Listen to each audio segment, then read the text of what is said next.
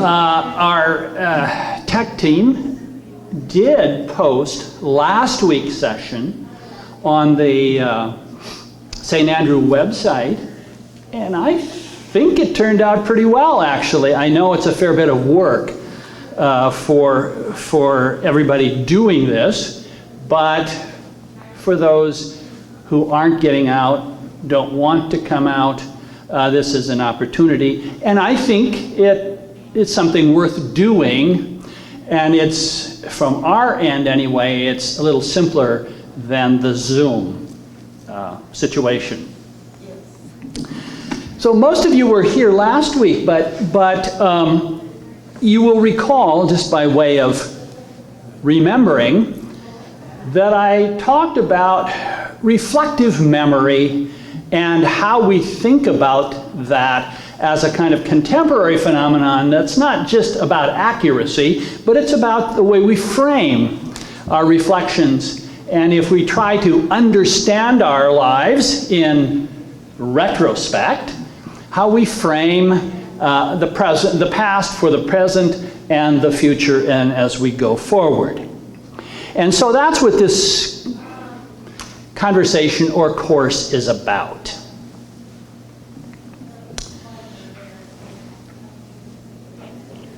This week, unlike last, the topic's going to be a little bit different. You will recall, coming last week, that... Were you here? I don't think you were. I was trying to get us to think a little bit about ethnicity and remembering how we got here. And it was interesting to me, not surprising, but it was really interesting to me in this kind of a community, how many of us are really quite close to the immigrant experience. And when we reflect back on that, at least in my case, but probably yours as well, that starts to connect in a way with the world that we live in, where immigration and the immigrant experience is rather significant as well as controversial. My vignette to begin this morning is entitled, "This Wasn't Just Our Land, 3 Teepee Rings."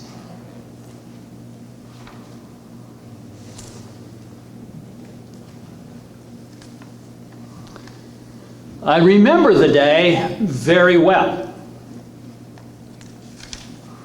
I was perhaps 12 or 13 years old, and my dad had decided that we should enlarge a field, plow up some native grassland close to a nearby coulee.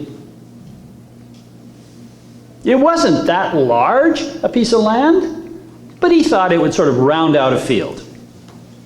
And he wanted me to remove some rocks that were on the surface before breaking it up, plowing it up. I knew 2 things about that little piece of grassland. In the nearby coulee, there was a spring with ample water most of the summer. And there were 3 perfectly laid circles of stones. Perfectly laid. The circles of rocks didn't just happen. They clearly were left behind, but they were not left behind because they had been pushed there by the glaciers. They were put there. And in my mind, they were undoubtedly 3 teepee rings. Probably from a small Native American hunting party who scoured these lands looking for bison or deer, which in the day roamed in great numbers over these plains. Whether we would call them Blackfeet, and there is a difference between Canada and the United States, whether you say Blackfoot or Blackfeet, Prairie Cree, Gros Ventre, Assiniboine, I have no idea. It could have been any of them. I did as I was told and dug up and removed those stones. I did know what I was doing, but I didn't have the sense to object. At that age, we do it. We could have preserved the heritage of this land in a very tangible way, but we didn't.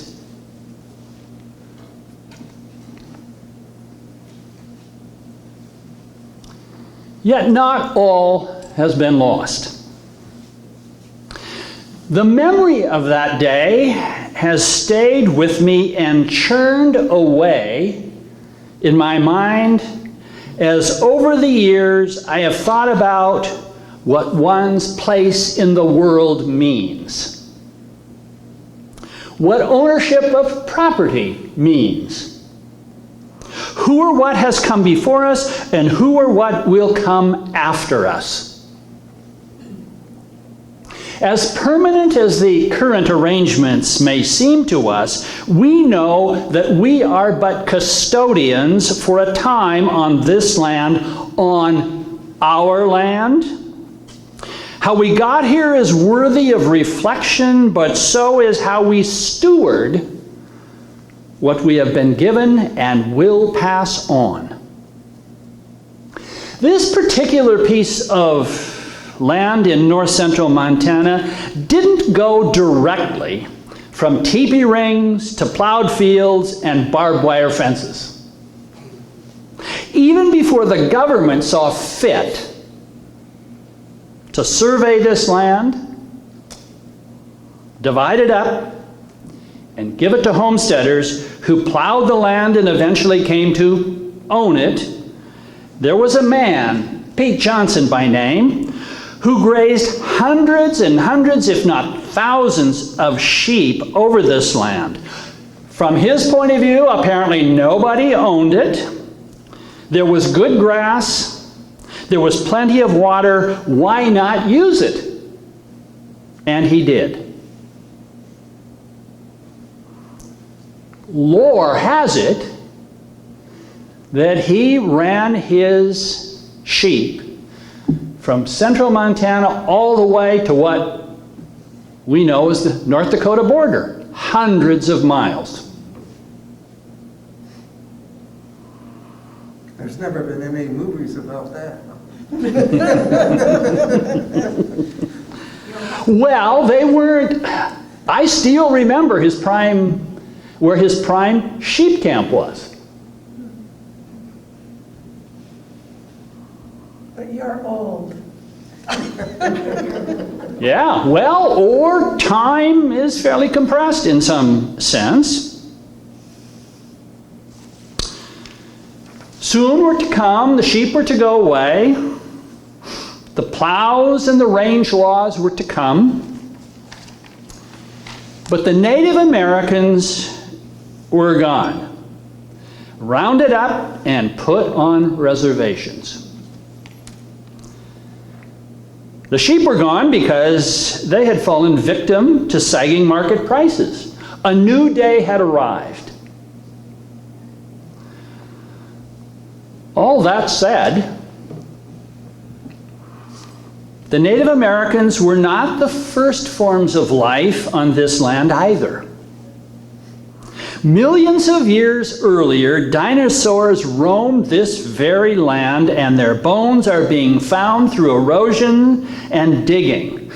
The University of Notre Dame had for a time a summer field station not far from there for paleontologists, and the finds have been significant. We know that this place was in prehistoric times, probably well before the ice came, and even after the ice came and left, was a large inland sea. In my mind's eye, thick with tropical vegetation and screaming carnivorous dinosaurs. The bones are all over. Have you ever wondered why northwestern North Dakota and northeastern Montana has all kinds of oil and natural gas? On our farm, there was a well. The water was more or less drinkable. We drank it. But if you hadn't opened the faucet for quite some time and you turned it on, the first thing that came out was natural gas. You could light it if you wanted to.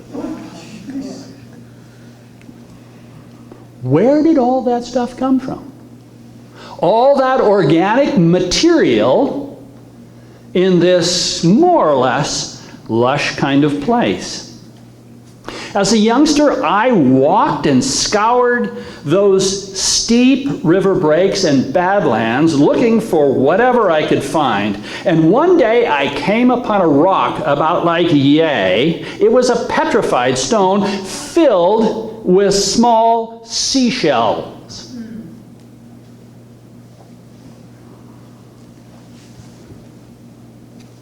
The rock still adorns my study in Montana. Is this evidence of the inland sea? Probably, I should think, in this land that today is at least 700 miles from anything that could be called a sea.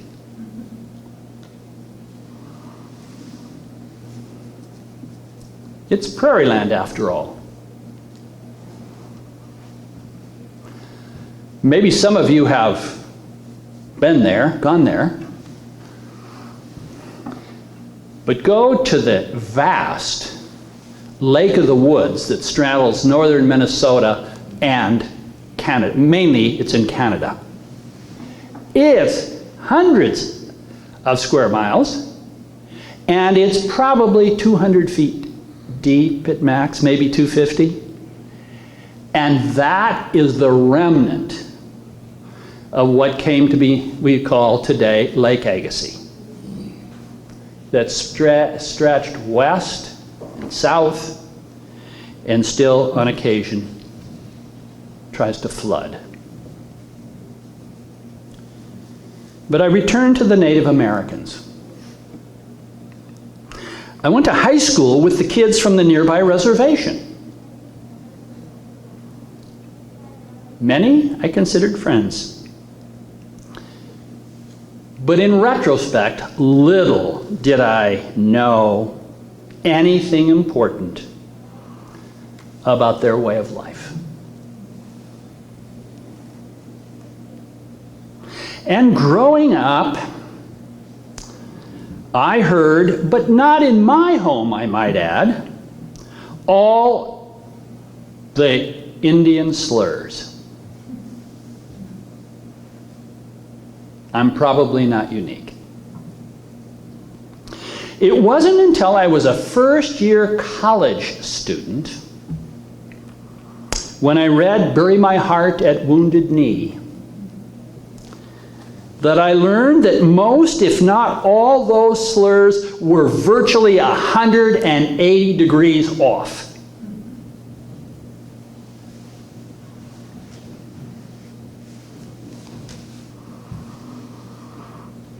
I often, as a kid, visited the local cavalry fort near where I lived that was in existence and functioning from about 1879 to 1911, and its only claim to fame, other than keeping the Indians under control, that I can remember, was that Blackjack Pershing had been the commander there before leading the American Expeditionary Force to Europe in the First World War. But in spite of it all, it did seep into me, even as a young kid, that the Native American plains lifestyle and culture probably could not survive intact in the face of the raw numbers, in many cases ruthless power, and rampant individualism of the European immigrants. It was a nomadic lifestyle. And if you've read anything about the slaughter of the bison, that in their heyday roamed in the millions in the Great Plains, but were slaughtered.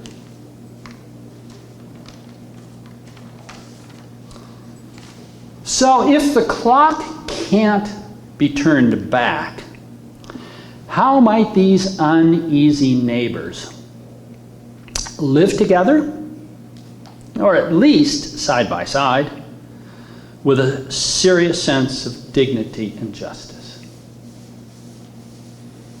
Our past is littered with told and untold, sordid and failed attempts to deal with this question.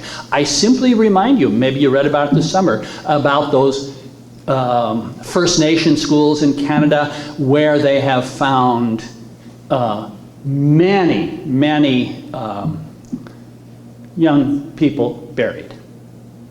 Unidentified. These schools were not happy places. But for me, the question has increasingly come to the fore as one of the critical ongoing projects of the American experiment in life, liberty, and the pursuit of happiness. We had an entire session this fall dealing with racial justice and the Native American component of that. Obviously, we know about the African American project that is certainly one of the ongoing projects of the American experiment.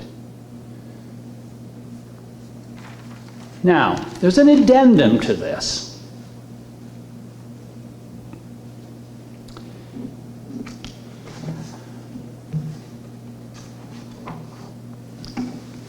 And the addendum is this. And I lived through a phase of this that has only accelerated in the last 50 or 60 years, since I have not lived in that place. And that is what I call the commodification and commercialization of land. When my immigrants came and as pioneers homesteaded that land, there was a sense that the land was a living reality that had a personality. Those people knew one hill or valley from the next, and they knew a lot about it, and they treated it as such. I sometimes like to think it was when the land lived. I'm not talking biologically here, but in the human psychological perception. But then the land became a financial asset. It was worth something totally disconnected to the function of the land and the biology of the land. It was a financial asset, and you could put a dollar figure on it. And we have all lived through this commercialization and commodification of our society more generally. The old joke that for a price, anything's for sale. And in that world, I lived part of that. My mom and dad realized very early on that they needed, that in order to be successful, They needed to be successful in the field and at home and also with the bank. They couldn't ignore one or the other.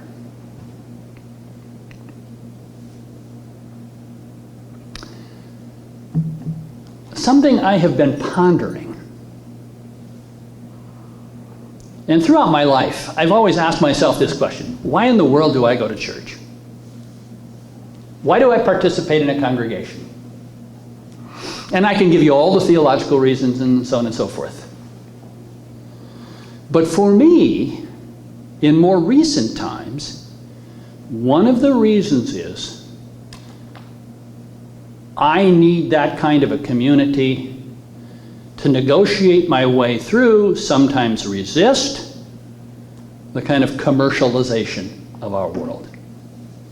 You can't turn on the TV without being bombarded.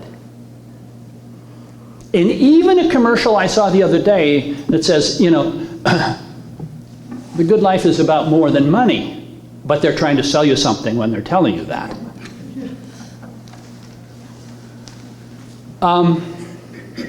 I have no illusions that any of us can be pure about this. Some try by going off and being hermits. But how do we negotiate our way through that? Participate as we need, as we must, as we desire. If we're business owners, we can't opt out of that. As consumers, we probably can't opt out of it. And if we own a home, we're part of it. If we own property, we're part of it.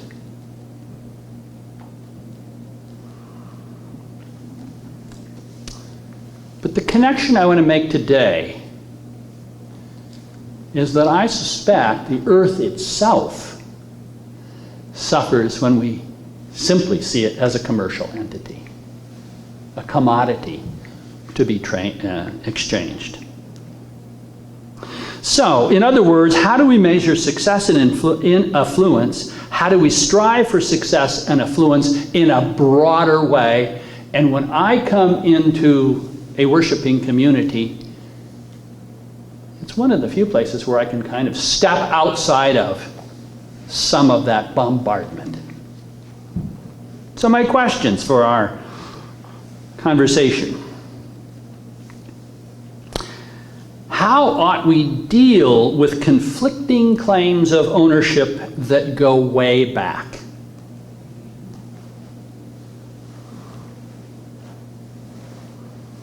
I can tell you, the inhabitants of most of Montana are not just going to go away.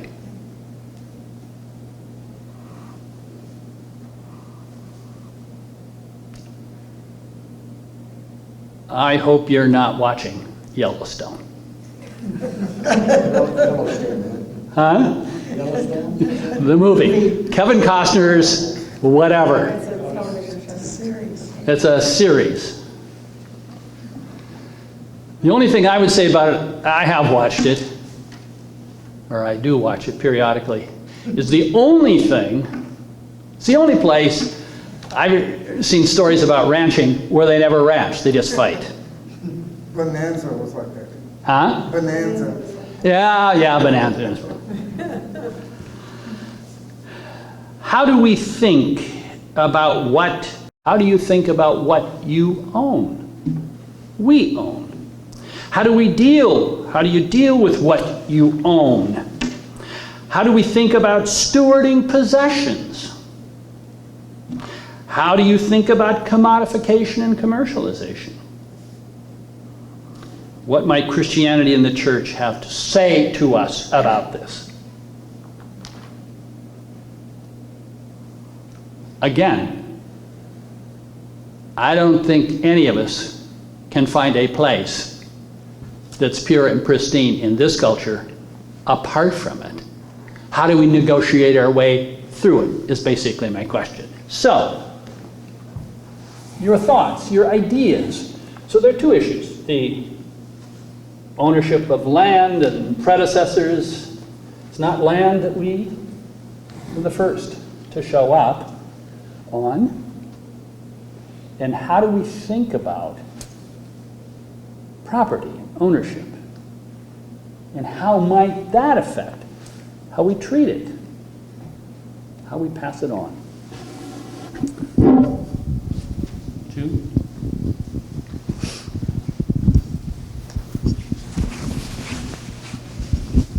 Question on your first example of the archaeological site that you demolished on the land. Was that your land? Yes, I mean, did my folks have Fee simple. a deed? Yeah. Yeah, they did. Yeah. They did. They bought it from this man named Pete Johnson, who subsequently, after he had used it for years for his sheep, laid a homestead claim to it and then enlarged it. So, in that sense, we did. But isn't there a law now that protects archaeological sites? That you aren't supposed to disturb them, if, especially if they're on public land? I'm sure there is, Larry. I'm sure there is. But at least in the homestead days, probably for decades after those days, all kinds of things were disturbed. I don't think there's any question about it.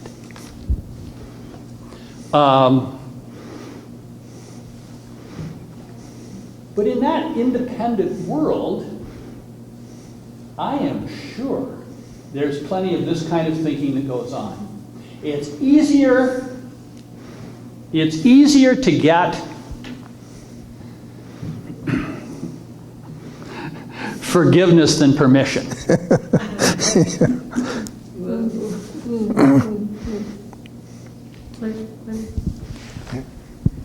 You know, I think one of the challenges is that Native Americans don't own the land.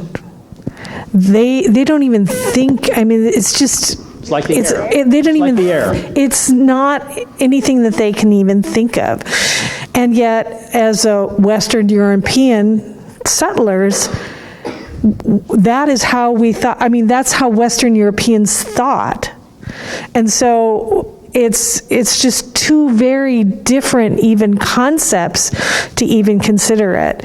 And, you know, just like I can't think about, you know, I think of my home and I care for my home and I care for my yard and and because that's mine, the Native Americans don't think that way.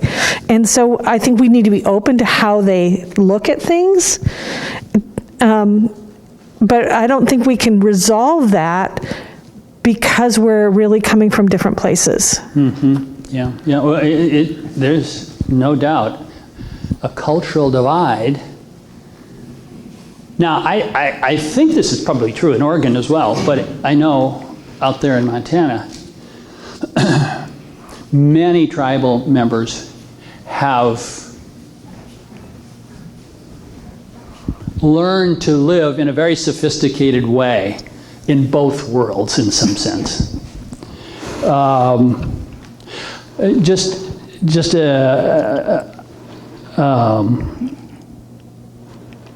That cross-cultural thing is still there, however.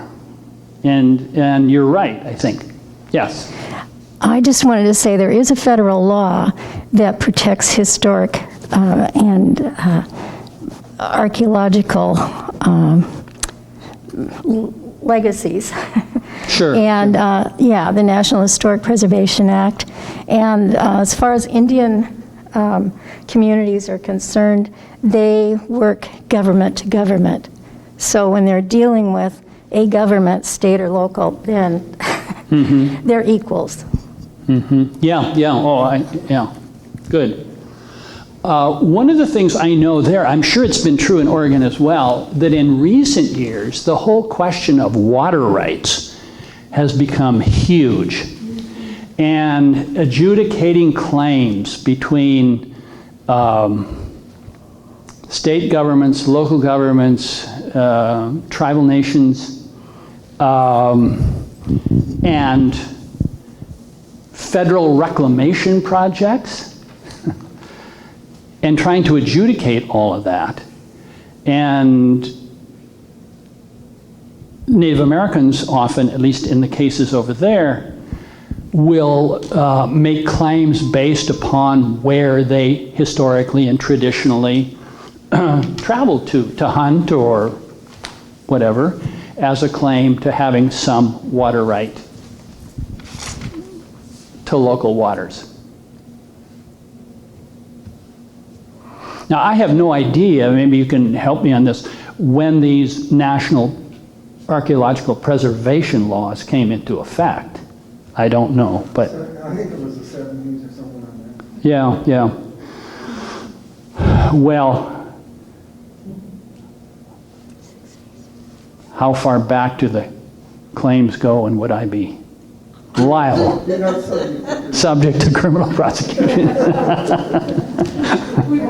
Well, to me, this has become more important than a legal question. It's a kind of a moral question, if you will. Larry.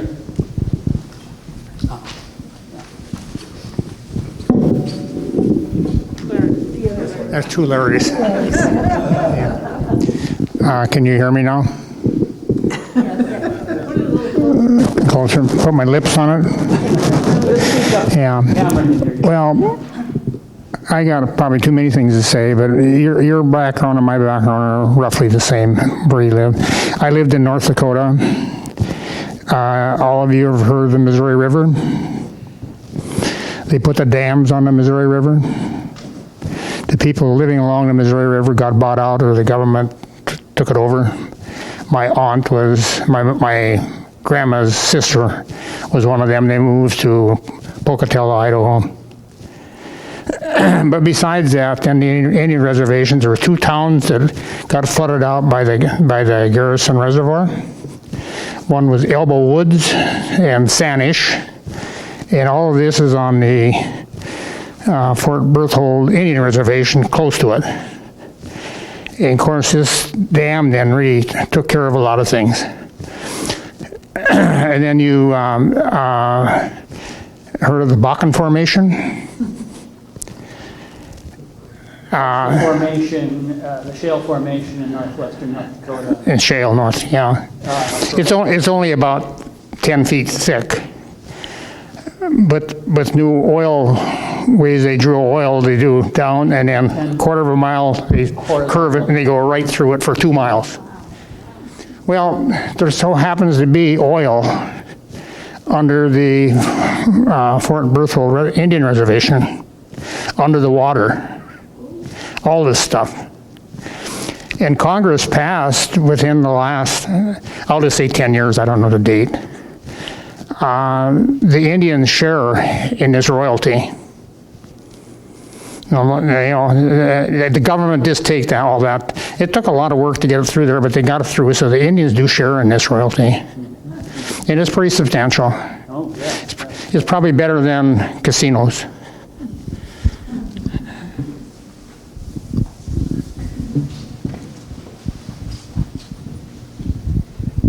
Well, thinking at this very differently, this actually has me wondering how the commercialization of land has led to our housing problem. Thinking of this, listening to this, that has me wondering how the commercialization of land has led to our housing crisis in Oregon, and how the urban boundary has been, we're pushing it out, and how land is being developed as it gets pushed out. But that's just another, I guess, perspective too of how the commercialization of land is playing out. Mm-hmm. Yeah. Yes, indeed. Mm-hmm.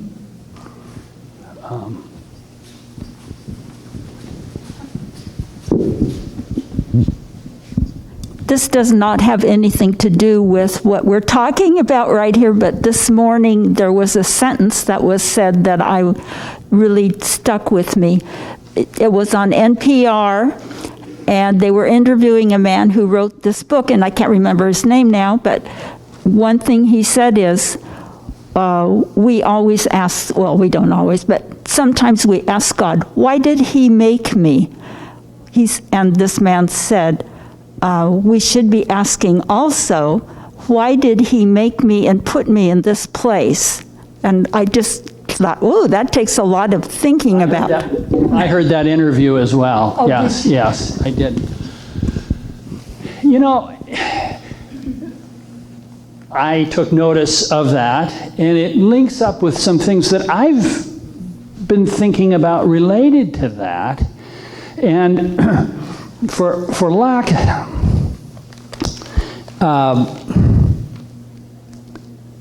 I know this is kind of a academic's way of putting this, but we struggle, I think, trying to figure out where our human freedom begins and ends, and where determinism, things out of our control, begin and end. Why here and not there? Now, I'm not one who thinks that humans have no contribution to make to life by choices, etc., etc. But how much of that is simply our freedom? I think of birth as being the thing that illustrates to me there is no freedom on our part in that at all. Our own birth. Our own birth. To whom we were born, where we were born, and when we're born. And if you look to the trajectory of those lives, there's a correlation between success and to whom, when, and where you were born. Success and influence in our reckoning. I think it's exactly right.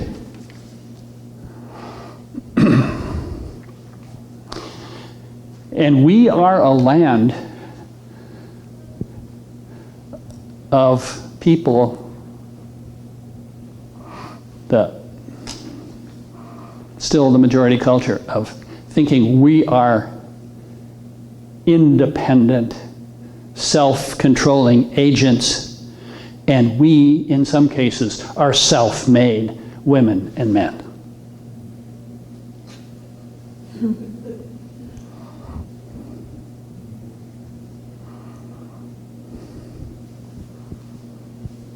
There's no reason why we were born that I can, any generalized explanation of why we were born here, there, or when we were born. Maybe that should instill a bit of humility in us, however.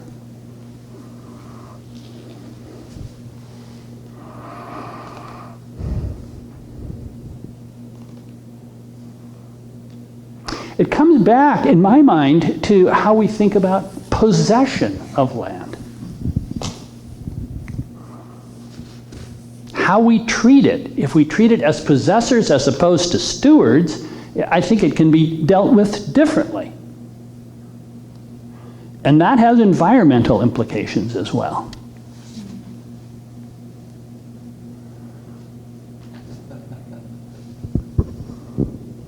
Now, you're gonna realize I grew up in the church, spent a lot of time around thinking about these things, but I have moved away from being impressed by the answers we give and more impressed by the questions we ask ourselves that may not have simple answers. But asking the questions causes us to reflect, remember, and ponder. I used to say to students, look, if you're coming here for orthodox answers, this isn't probably going to be a success for you. So if I want to use the term orthodox, let's call them orthodox questions, persistent questions that ought to be asked and pondered, even though you're not going to get a quick answer.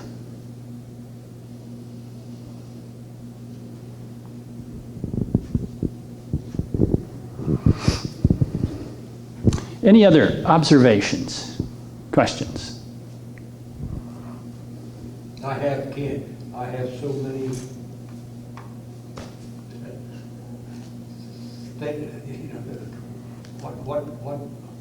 what you're saying.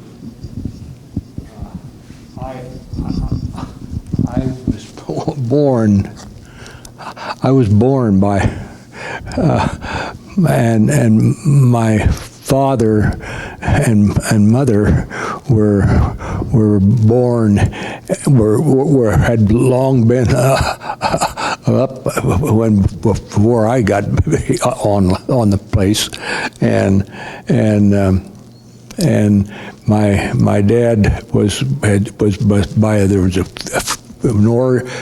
was there was a place down in southern part of Kansas, and even below that, and that's where my father ended up, and yet the more, and when he learned that that's you're going to have to do this and this and this if you're going to be a guy who can handle all this kind of thing that's coming down in with all this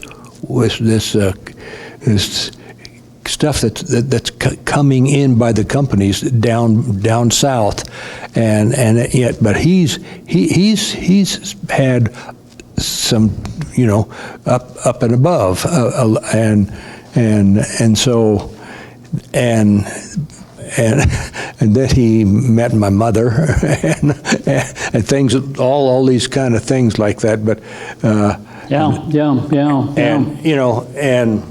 and what when you see that, what's going on, and after a while, why? Oh yeah. Of course, that's what you got to do, and my dad got to that, and he said, I'm going to have to join this. So to make your way in the world, yeah, you have to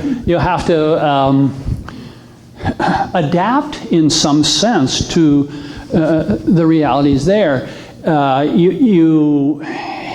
It's not so easy just to opt out. But in the adapting and thinking, there ought to be this questioning of what we're doing and why we're doing it, whether we are moving out. And for new housing units in Beaverton, you move out into the land and you create now no longer rural farming, a rural farming environment, but an urban environment. And what does that mean in terms of property, ownership, possession, stewardship, and the planet more broadly? Now,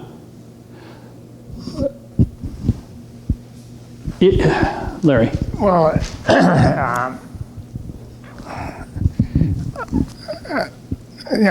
being when I look at land,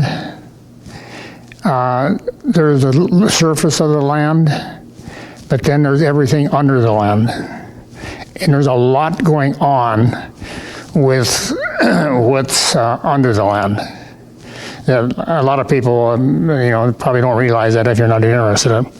I was reading in our county paper yesterday, in the cemeteries in North Dakota, they want part of the oil money, of the oil under that. Some are getting it because they're organized, and some are not. It's kind of interesting. If you have gravel, scoria, different things under the land, that's not the same as having it on top of the land. Yeah. And, you know, it isn't just minerals under there. I mean, there's the whole biology, the whole bit. And we're having to deal with, not in the same sense of possession or ownership, but deal with what's going on above the land.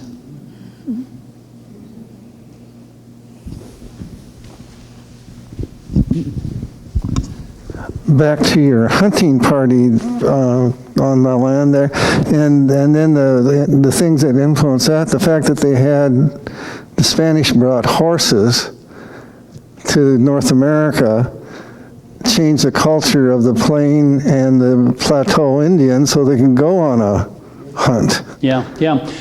You know, yes, and the bow and arrow, which came. Horses, bows and arrows. I just learned, or was reminded of, that many of those plains tribes prior to the horses coming, they had dogs with harnesses, and they would pull their stuff as they moved around. But mobility, enhanced mobility, changed the nature of the Plains Native Americans. And then another thing, Celilo Falls.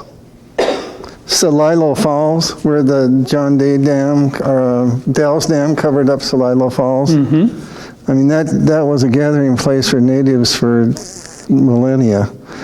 And their culture was just destroyed, you know, in a few months. Yeah, willy-nilly.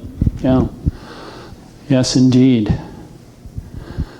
You know, there is a place in northern Louisiana called Poverty Point, which was a sedentary Native American community with literally thousands upon thousands upon thousands of people, and it was early. Yeah. Like what sort of time frame? I wish I could be exact on that, but perhaps 3 or 4 millennia back, 5 maybe. Sophisticated cultures.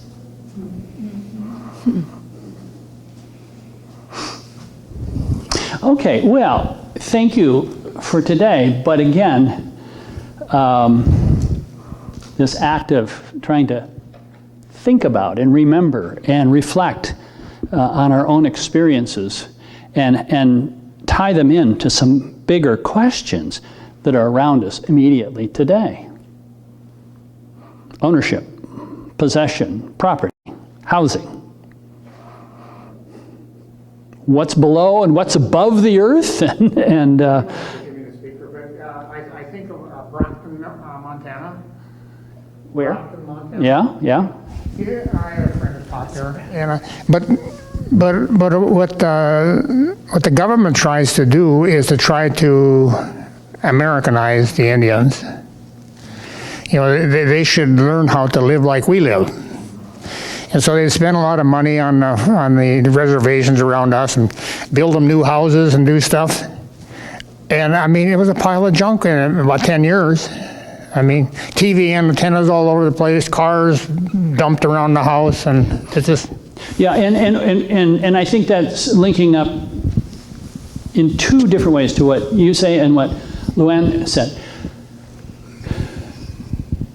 And studies have been done on this, not only in this country, but what happens when people come in from the outside, whether it's in Australia or New Zealand or anywhere else, and you strip the indigenous folks of their culture. The consequence of that is enormous. They can't function as their historic culture functioned. And only some will, over time, adapt to this new thing. But the tribal schools that the government started were an attempt to do what you say, Larry, but at a horrific cost. The National Park Director now? Is Native American. Yeah, I think that. And the Interior Secretary is Native American from New Mexico or Arizona? Yeah, somewhere down there. Yes. And what I've seen now too is car license plates have native tribes on them, Kiowa, Yakima, so that They're nations. They're governments. I do rather like the Canadian expression, First Nations. First Nations people. We tend not to use that, but I'm not sure the Canadians were any better off in terms of how they dealt with it than the United States. I do like that expression. Okay, well, thanks so much for coming. And next week, what is the title? I never went to kindergarten.